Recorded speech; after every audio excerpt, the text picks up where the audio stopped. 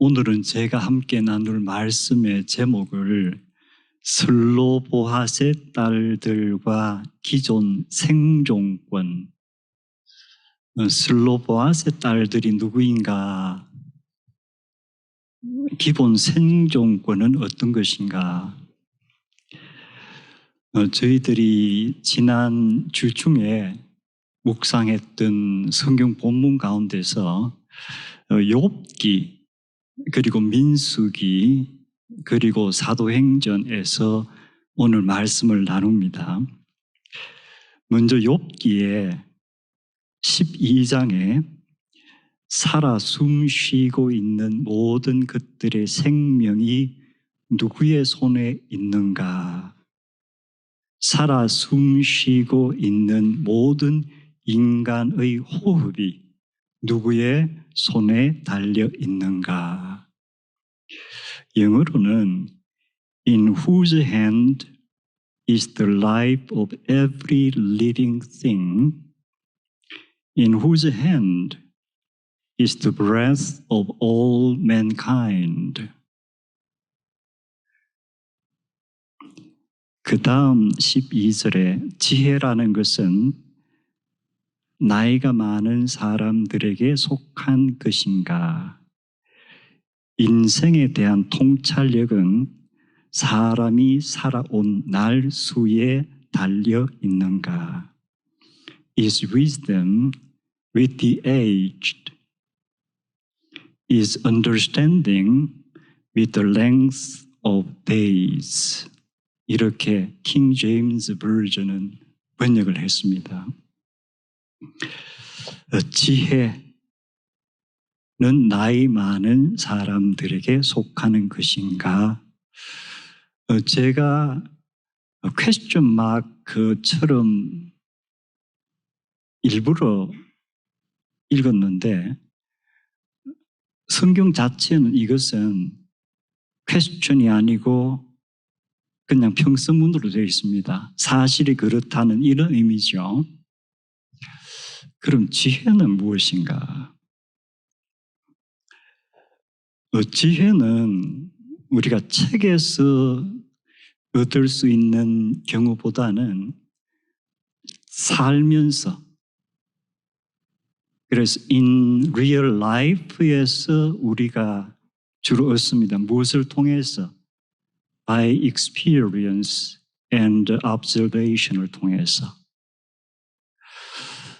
제 개인적으로 간단한 이야기는 거의 한 20년 정도 된 것 같아요. 추수감사절쯤에서 어느 자리에서 제가 말씀을 나누게 됐습니다. 그래서 마치고 나니까 저희 아내가 감사절이라고 해야 되는데 2번이나 부활절이라고 했다는 거예요. 그래서 제가 그럴 리가 없는데 내가 분명히 감사절에 감사절이라 그러지 왜 부활절이라고 그랬겠는가. 그런데 바로 그 옆에 앉아 계시던 분이 이선미 집사님 말씀이 맞습니다. 부활절이라고 2번 얘기했습니다. 우리 성경에도 보면은 한 사람의 증인으로서는 부적합하죠. 꼭 2사람이 말이 같을 때는 그것을 받아들이는 것이 이 성경의 구약의 법입니다. 3사람이면 더 좋고. 그래서 제가 깨달은 것이 내가 무의식적으로 실수를 할 수가 있구나. 나는 분명히 감사절이라 했는데 내 입에서 나온 말은 부활절이었음이 확실하구나. 그래서 앞으로 내 기억이 확실하다든지 내가 그랬을 리가 없어라든지 이런 단정적인 이야기를 하는 것은 좀 조심해야 되겠다. 상대방이 들은 것이 내가 말한 그대로일 수도 있겠다. 어떻게 보면 이것이 조그만하게 얻어지는 지혜인 것 같아요. 내 주장보다도 상대방의 어떤 말에 이 신뢰를 해야 되겠구나. 지난 주일 제가 설교를 하면서도 이런 일이 있었습니다. 지난 주일 설교 동영상이 어제 유튜브에 올려졌는데 이제 전반부만 올려서 길이가 좀 짧습니다. 근데 제가 이렇게 어제 그걸 보면서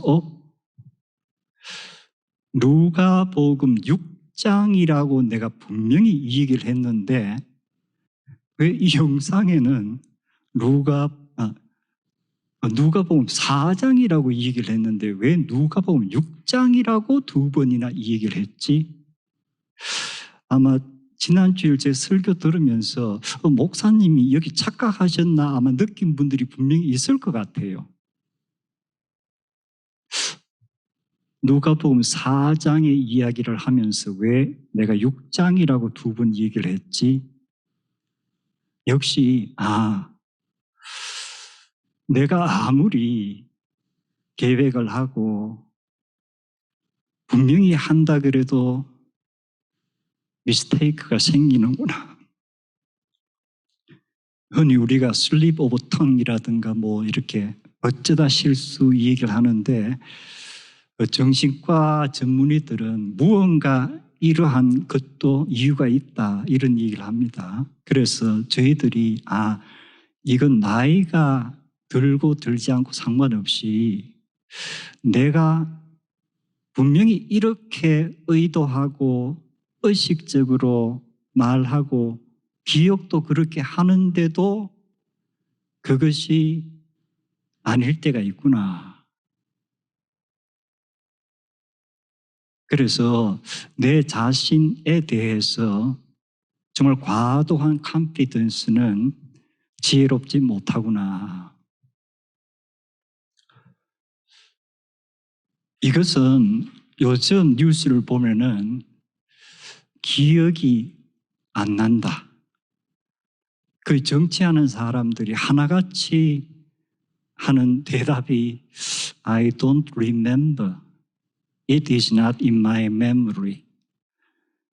I might have been. 주로 이런 가정법 비슷한 걸 많이 쓰죠. 그래서 심지어 법꾸라지, 이 법을 많이 공부한 사람들이 미꾸라지처럼 빠져나가기 위해서 이렇게 기억이 나지 않는다는 얘기를 하는구나. 아마 앞으로도 한 몇 주 동안 계속 기억나지 않는다는 얘기를 여러분 뉴스 보면 많이 들을 거예요. 그것과 제가 말씀드린 것은 차원이 분명히 다릅니다.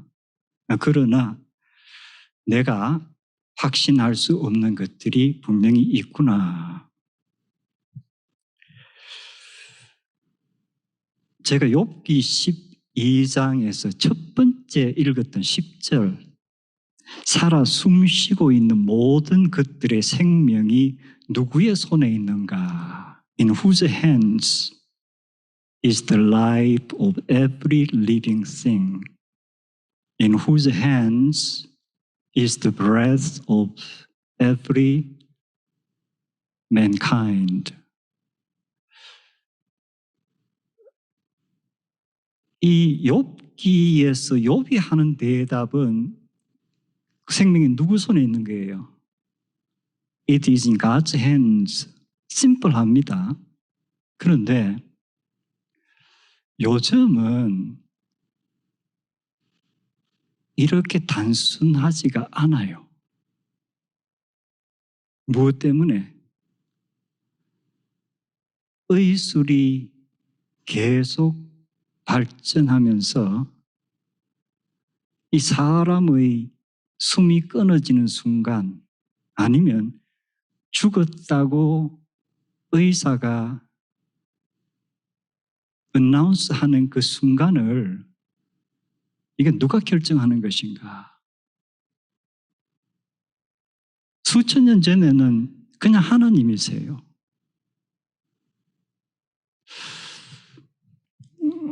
제가 역시 오래전에 University of Louisville Hospital에서 채플런시 프랙티컴 해가지고 채플린 그 훈련을 했던 적이 있습니다.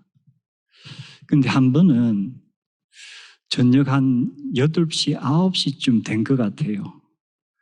중환자실에서 채플린이 필요하다고 이제 호출이 왔어요. 그래서 제가 중환자실로 가니까 그 중환자 병동에 환자들이 꽤 많아요. 그리고 다 이제 각각 다른 이렇게 유리로 된 그 칸막이 속에 있는데 한 병실에 사람이 많이 모였어요.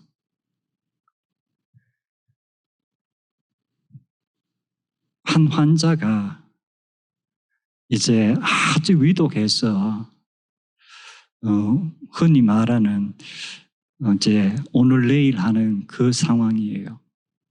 그런데 그 자녀들이 모여서 이 얘기가 뭐를 하느냐 하면은 아버지가 지금 인공호흡기를 달고 있는데 이걸 뗄 것인가 말 것인가. 큰 아들은 떼자. 큰 딸은 뗄 수 없다. 아주 심각해졌어요. 그 동생들은 큰 오빠와 큰 언니가 이렇게 논쟁하는 것을 그냥 듣고만 불안해하는 거예요. 그래서 제가 그냥 잠시 밖에 나와 있는데 그 중에 한 명이 저한테 와가지고 이러다가 형제들 간에 큰 싸움이 나겠다. 채플린이 조금 도와줄 수 없느냐. 그래서 제가 다시 그 자녀들이 있는 곳으로 가서 혹시 아버님께서 리빙 윌 만들어 놓은 것이 있습니까? 리빙 윌 하는 것은 요즘처럼 의학이 고도로 발달해서 사고가 나도 어떤 때 코마 상태로도 계속 인공호흡을 달고 이렇게 영양제를 주사하면서 생명을 유지케 하죠.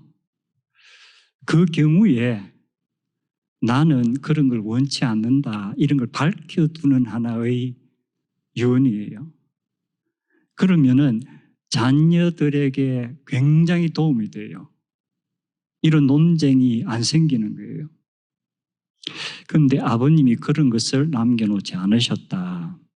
그러면 평소에 살아 계실 때 대화가 가능하실 때 이런 순간에 대해서 혹시 말씀을 하신 게 있는가?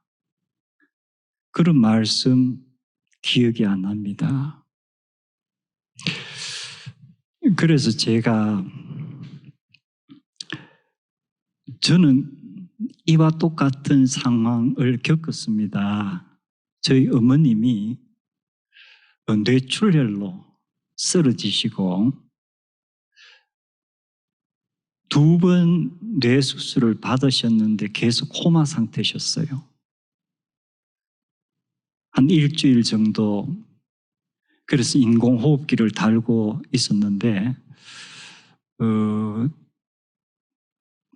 어느 날 저녁에 제가 그 수술을 했던 의사를 만나서 가능성이 10%라도 있느냐. 그러자 그 수술을 담당한 의사가 10%도 보기가 힘들다. 그러면 인공호흡기를 계속 달고 있을 것인가? 이걸 뗄 것인가? 그때 저희 어머님이 다니던 교회에 이제 목사님이 오셨어요. 혹시라도 이제 인공호흡기를 떼게 되면은 마지막 예배를 드리시려고 오신 거예요. 근데 제가 제 위에 누나 둘, 여동생 둘 이렇게 있는데 다가 나에게 결정하라는 거예요. 인공호흡기를 뗄 것인가, 더 연장할 것인가. 도저히 떼지를 못하겠어요. 일단 의식은 없으시지만 계속 숨은 쉬는 것처럼 우리에게 보이는 거잖아요. 인공호흡기를 달고 있으면. 그래서 제가 목사님께, 목사님 아무래도 제가 오늘 저녁은 결정을 못 하겠습니다. 그리고 그날 저녁이 지나고 그 다음날 아침에 이제 여의사가 역시 어머님을 잘 돌보던 의사분인데 너무 올 때마다 이렇게 어머니 손을 붙잡고 이 기도하는 모습을 제가 몇 번 봤어요. 그래서 지금 이 인공호흡기를 뗄 것인가 말 것인가 결정을 해야 되는데 지금 어머님이 저 인공호흡기를 달고 있는 것이 어머님에게 편한가? 제가 물었어요. 그러자 그 여의사가 저를 이렇게 보고 지금 어머님의 피지컬 컨디션이 마라톤을 하고 있는 선수 같다. 결국은 인공호흡기를 단다는 것이 우리가 보기에는 이렇게 하는데 이 달고 있는 사람에게 오는 어떤 프레셔는 마라톤 선수가 마라톤을 하고 있는 것 같은 그런 강한 압박이라는 거예요. 그러면 인공호흡기를 계속 달게 한다는 것이 자식들이 보기에는 아직도 살아 계시는가 보다 하는 어떤 위안을 줄지 모르지만 본인에게는 이건 너무 큰 고통이구나. 그래서 제가 결심을 했어요. 아, 떼야 되겠다. 우리가 그토록 회복을 위해 기도를 했고 또 포틀랜드에서 가장 스킬풀하다는 뉴로서전에게 2번이나 수술을 받았고 우리 인간으로서 할 수 있는 즉 후회가 없는 모든 것을 했는데 이렇게 된 것은 이제 이것이 하나님께서 정하신 때인가 보다. 그리고 인공호흡기를 떼도록 제가 의료진에게 얘기를 했습니다. 제가 이 이야기를 그 자녀들에게 들려주었어요. 제 경험은 이렇습니다. 그러니까 여러분들도 아버지가 만약 지금 의사 표현을 할 수 있다면 이 상황에서 어떻게 하라고 하실까 한번 생각해 보세요. 그리고 의료진에게 지금 인공호흡기를 달고 있는 아버지의 이 어떤 그것이 이지한가 아니면 정말 힘들어 하시는가 한번 여쭈어보세요. 어떻게 그 자녀들이 결정을 했겠어요?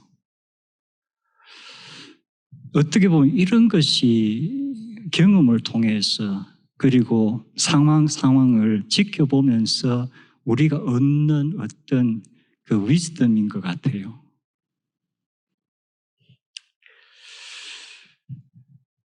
이제 민수기를 보면은 다음과 같은 기록이 있습니다. 슬로브핫의 딸들이 나오니라. 그들이 회막 위에서 모세와 제사장 엘르아살과 지도자들과 온 회중 앞에 서서 호소하니라. 우리 아버지는 광야에서 세상을 떠났는데 아버지에게 아들이 없나이다.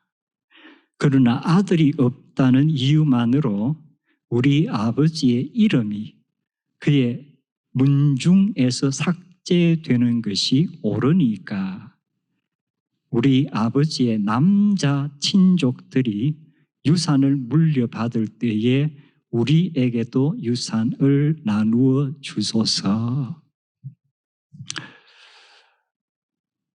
슬로보아스의 딸의 이름을 처음 들은 분들은 이 사건이 이 성경에서 어느 정도 중요한가 아마 알 수가 없을 거예요. 그리고 이름을 들었다 해도 민수기 전체에서 이 이야기가 어떤 중요성을 가지는가를 알아야만 이 슬로보아스의 딸들의 역할이 어떤가를 알 수가 있습니다. 깊이 들어갈 수가 없어서 제가 큰 틀만 몇 개 얘기를 드릴게요. 민수기는 1장부터 36장까지 있습니다. 그런데 크게 두 개로 갈라집니다. 하나는 1장부터 25장까지, 그리고 그 다음은 26장부터 36장까지. 무엇을 기준으로 이렇게 갈랐느냐 하면은 인구조사예요. 민수기 1장에 첫 번째 인구조사가 나옵니다. 그리고 민수기 26장에 두 번째 인구조사가 나옵니다. 그래서 25장에서 자른 거예요. 히브리어로는 베미드바에서 이 책의 제목이 광야에서라는 제목입니다. 사실 홍해를 건너고 광야에서 약속의 땅에 들어가기 이전에 일어나는 사건이 민수기에 있기 때문에 In the Wilderness라는 타이틀이 적합합니다. 그런데 우리가 영어 성경을 보거나 한자어를 우리말로 그가 보면 민수기 넘버즈라고 되어 있죠. 그건 왜 그럴까? 바로 인구조사에 나오는 통계 수치가 대단히 중요하기 때문에 그 이름을 붙인 겁니다. 그러면 1차 인구조사의 대상자들은 누구예요? 출애굽한 first generation이에요. 그러면 두 번째 인구조사의 대상자들은 누구예요? second generation이에요. 그런데 왜 25장에서 끝났을까? first generation, old generation이 광야에서 다 passed away, 죽습니다. 그리고 26장의 인구조사 대상자가 된 이 second generation이 new generation으로서 약속의 땅에 들어가서 사는 세대인 거예요. 그러면 지금 슬로보아스의 딸들의 이 얘기가 나오는 것이 민수기 27장입니다. 그럼 무언가 이렇게 감이 잡히세요?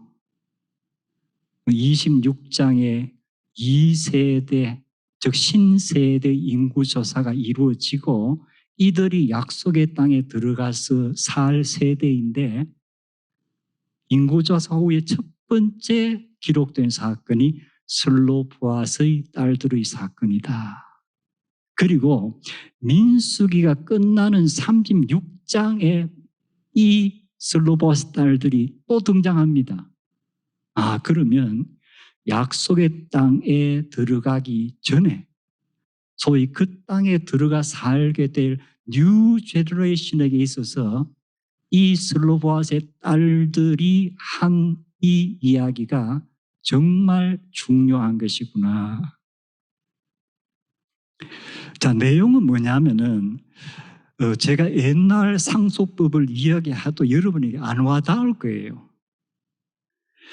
제가 어릴 때만 해도 저희 집에 족보책이 이렇게 있는 걸 보았는데 아마 발간된 지가 얼마 되지 않았는지 제 이름까지 올라가 있는 걸 봤어요.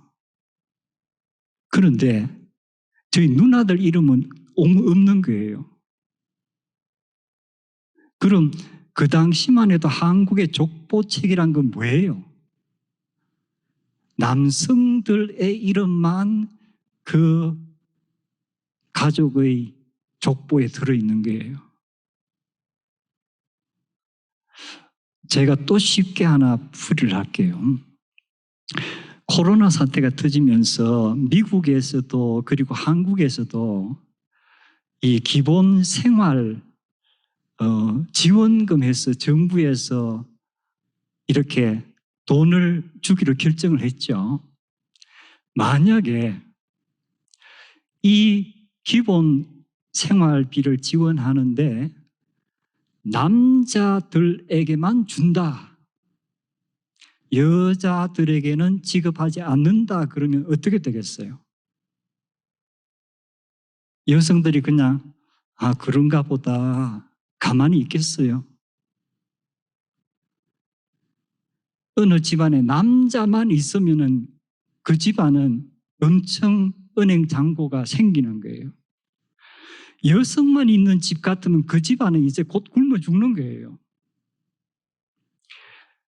지금 우리의 사고로는 이런 상황은 상상을 못하죠. 그런데 민수기가 기록된 시대는 그 상황입니다. 제가 토지 문제 이런 복잡한 얘기를 하지 않을게요. 여성은 남성 아버지 밑에 있거나 결혼해서 남편의 보호를 받지 않으면 생존할 수가 없다. 그것이 법이자 전통이에요. 그런데 이 딸들이 모세와 지도자들에게 나와서 하는 얘기가 뭐예요? 우리 집안에 아버님이 돌아가셨다. 남자 형제가 없기 때문에 우리는 토지 분배도 받지 못하고 정부에서 지급하는 생활 긴급 지원금도 한 푼도 못 받는다. 그럼 우리는 굶어 죽어야 된다. 과연 이러한 법과 이런 전통이 이게 공평합니까? 이게 정말 적절합니까? 이걸 이야기하는 거예요.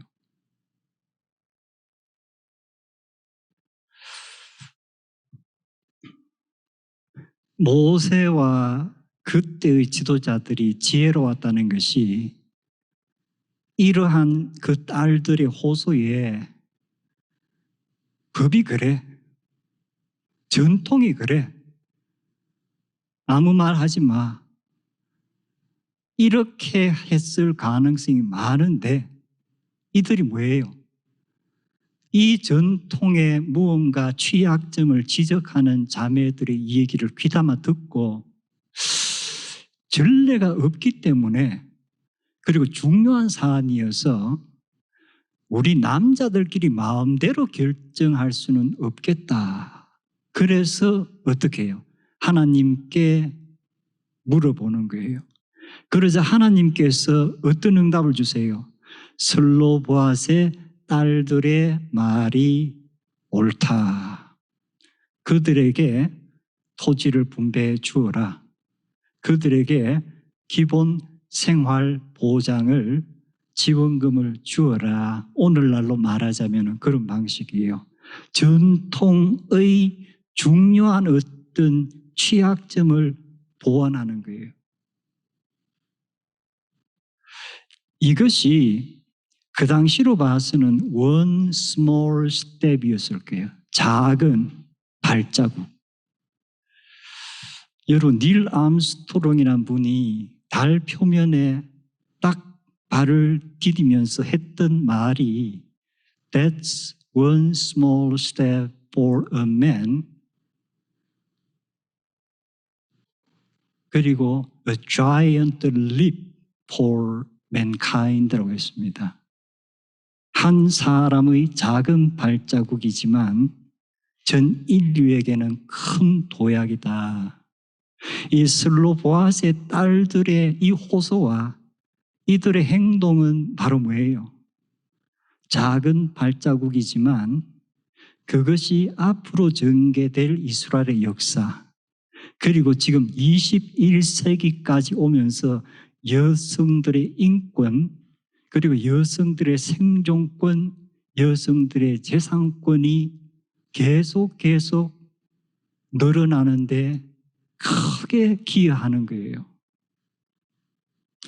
요즘 아프간의 뉴스를 들으면 안타깝죠. 여성들이 거리에서 시위를 합니다. 주로 20대 초반의 여성들이에요. 아프간이 힘을 잃고 나서 자라났던 그 세대입니다. 이들이 아프간의 정부에 대해서 우리 여성의 인권을, 생존권을 보장해달라. 지금 탈레반 지도자들이 어떻게 하죠? 시위자들이 발포를 하고 여성들이 죽어갑니다. 앞으로 사태가 어떻게 될 것인가? 3000여 년 전에 이미 이런 여성들이 이 얘기를 듣고 그것을 귀담아 들었던 그 지도자들과 비교해 보세요. 그래서 슬로보아스의 딸들의 지혜로운 행동, 그리고 역시 모세를 위시한 지도자들의 지혜로운 판단, 이것이 공동체를 살리는 거예요.